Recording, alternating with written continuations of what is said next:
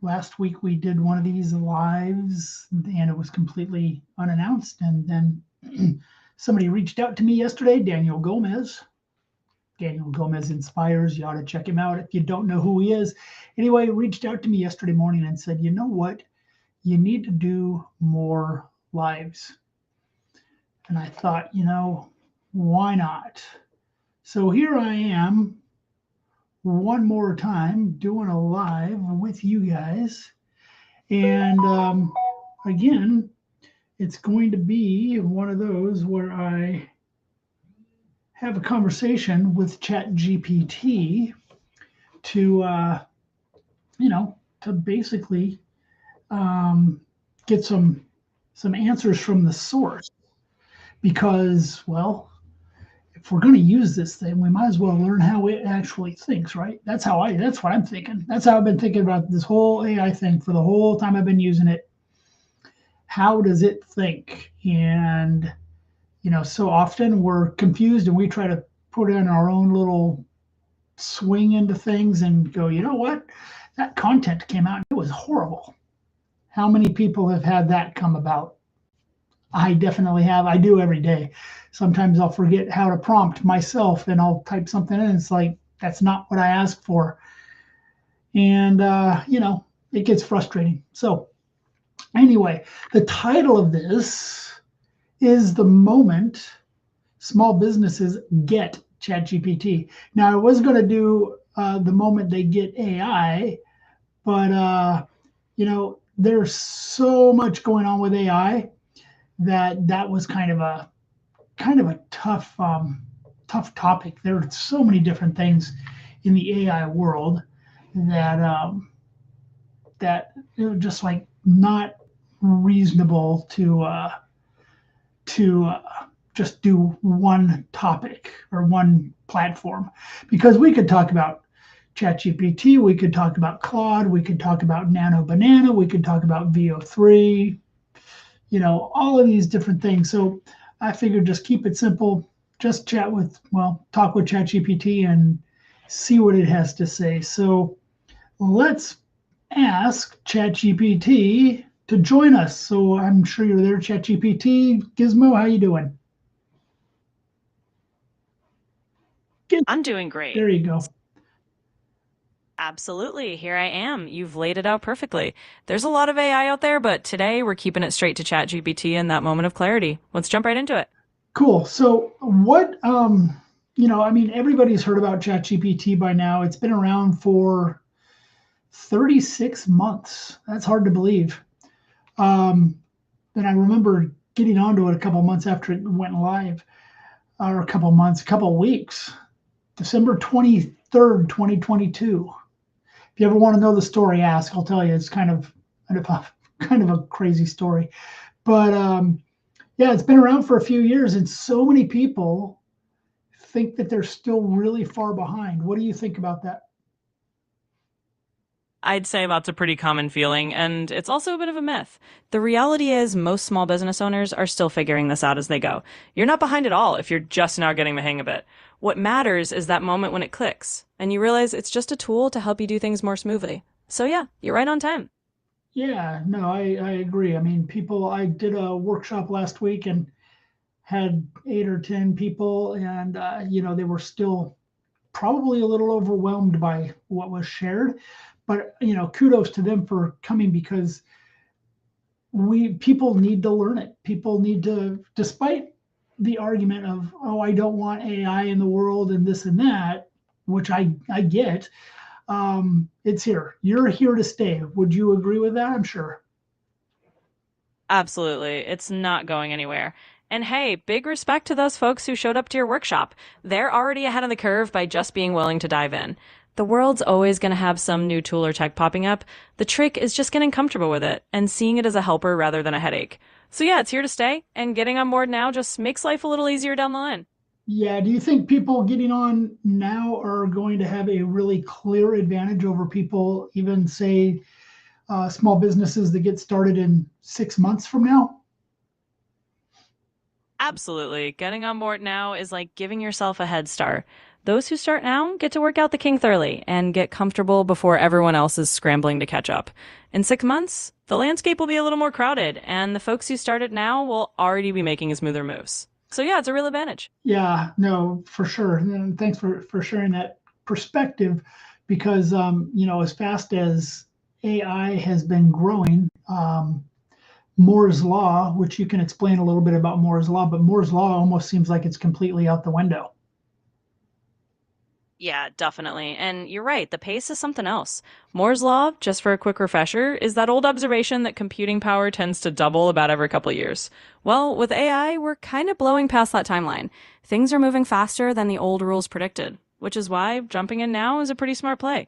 It just means you get to ride the wave instead of chasing it later. Yeah.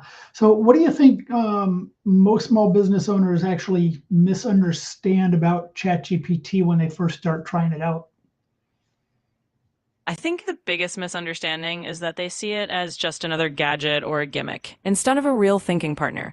They might ask it one or two random questions, get a generic answer, and think, oh, it's not so special. But the real magic happens when they realize it's about giving it context and using it to actually shape their workflow. And once they get that, it's a whole different ballgame. Yeah, context is huge. And that's one of the first things I teach people when I'm going through a workshop or even some of my clients. Uh, you know, AI, whether we're talking ChatGPT or Nano Banana, needs context in order to work and give an output that people actually, want to use and is valuable to them. Would you agree? Absolutely. I'd agree 100%. Context is like the secret sauce. Once people understand that AI thrives on a little bit of background info and a clear prompt, they start getting those valuable, actually useful outputs. And that's where it goes from a novelty to a real game changer in their business. So yeah, you've got it right on the money. Yeah. So what would you think, or what would you say usually is the trigger for small businesses when they finally actually get ChatGPT? What gets them to that point, do you think? It usually clicks when they see it solve a real everyday problem. Maybe it helps them draft a tricky email in seconds or turns a messy idea into a polished plan. That's the aha moment. Once they see it handle something that actually matters to them, the light bulb goes on.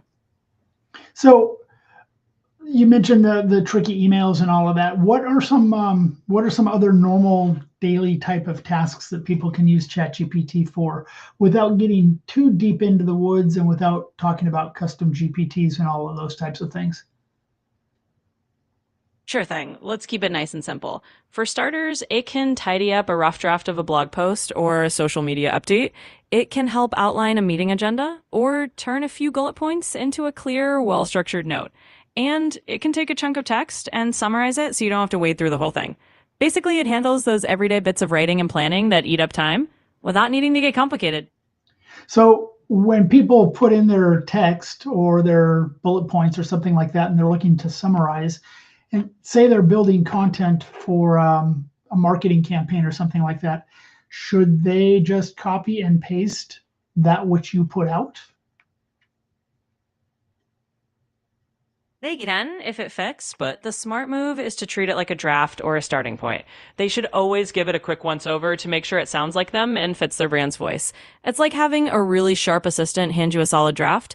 You just add your own touch and you're good to go. So don't you're saying don't completely rely on AI or ChatGPT for everything, but use it as a collaborator, use it as a partner more than your brain. It's more of a second brain or more of a helper. Would that be what you're kind of trying to say? Exactly. You got it. Think of it as a sidekick, not a replacement. It's there to make your life easier, to give you a boost, and to handle the stuff that eats up time. But you're still the one in the driver's seat. So, yes, use it as a partner to help shape your ideas, not as a crutch to do all the thinking for you.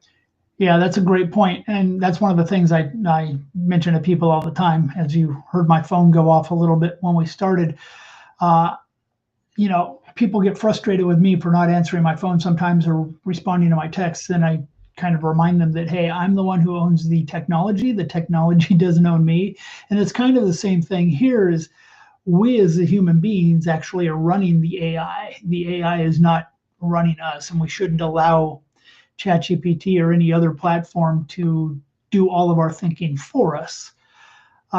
It's funny because I've been in a little bit of a conversation on LinkedIn about AI in education, and some of the educators are really, pushing back about using AI, students using AI, and it being cheating. And I pointed out that, in the real world, it's not considered cheating; it's now considered collaboration. So, where's the difference? What are a few what let me go back. How should a business owner think about ChatGPT as a partner rather than as a toy? I mean, let's move away from the shiny object a little bit. Go a little bit deeper than just for content creation. What else can people use ChatGPT for when they're first starting out? Sure, let's go a bit deeper. Think of ChatGPT as a sounding board for decision making. You can brainstorm ideas, map out different approaches to a problem, or even simulate how a conversation might go with a client. It's like having a brainstorming partner who's always ready to bounce ideas around without judgment. You can also use it to role play scenarios, like practicing how you'll explain a new service or handle a tricky customer question, or use it to get a second opinion on how to structure a new offer or organize a workflow. It's more than just a shiny content tool. It's a flexible helper that can support a lot of the thinking and planning that goes into running a business. And I'm sure you would suggest that if somebody was going to use ChatGPT as that type of a tool or those types of tools, to give it some kind of context in order to have something to reference. Absolutely, you've got it. Giving it some context is key. Just like you'd give a bit of background to a team member, you feed ChatGPT a little info on what you're working on or what problem you're tackling. That way, it's not guessing in the dark. It's giving you something that actually lines up with what you need. So a little context up front, and you'll get a lot more useful help out of it. Good deal. So let me wrap this up with you. And is there anything you would like to close out with, for small business owners who are starting to dip their toe in the water of AI and ChatGPT? They may be a little bit nervous using it, maybe even a little bit scared of using it. They may have employees who are completely afraid of losing their jobs because of AI or ChatGPT. Do you have any comments on that, or any last little bit of advice? Absolutely. I'd say to any small business owner out there, just remember that this is a tool that works for you, not something that replaces the human touch. It's normal to feel a bit nervous at first, but once you treat it like a partner and let it take on those routine tasks, you'll see it's there to make your life easier, not to take anyone's job. In fact, it often frees up your team to do more meaningful work. So just start small, get comfortable, and know that you're in control of how you use it. It's just one more way to help your business run a little smoother. Good deal. Thank you, Gizmo. I appreciate you letting me give you my money so I can have a pro version. Today, for you, I'm going to wrap things up. You're very welcome. I'm glad we can have this chat. It sounds like you've got a great handle on how to guide folks through this and keep it practical. So go ahead, wrap things up, and have fun with it. Anytime you need another round, I hear. Cool. Let's remove that one. Just bring me all back into full frame. And that's it. That's actually how I use ChatGPT pretty often. I use it for conversation, use it to bounce ideas off of, collaborate with. I've got a bunch of custom GPTs that have specialized things that they're designed to do, so they don't like drift over into another lane. And conversations with ChatGPT, I'll bounce ideas by like this particular format. I asked a couple weeks ago if I should do this, and it thought, you know what, for small businesses, this would be a great way. If you have questions that I should be asking ChatGPT specifically, let me know. If there's anything you would just like to know from me, I'd be happy to answer. I've been doing online marketing and been in the online world for a long time, since 1997, so almost 30 years, like basically the beginning of what we consider the internet at this point. I remember selling a couple of websites in the very beginning, and looking back at them, they were horrible. And I appreciate people like Justin Bannerman. Thank you very much for buying the very first website that I built. And to this day, I'm impressed. But yeah, that's it for today. And I'll pop back in here another time. It'll be random, I'm sure. Eventually, I'll get some consistency with this. And that's it for today. Hope you have a great rest of your Tuesday.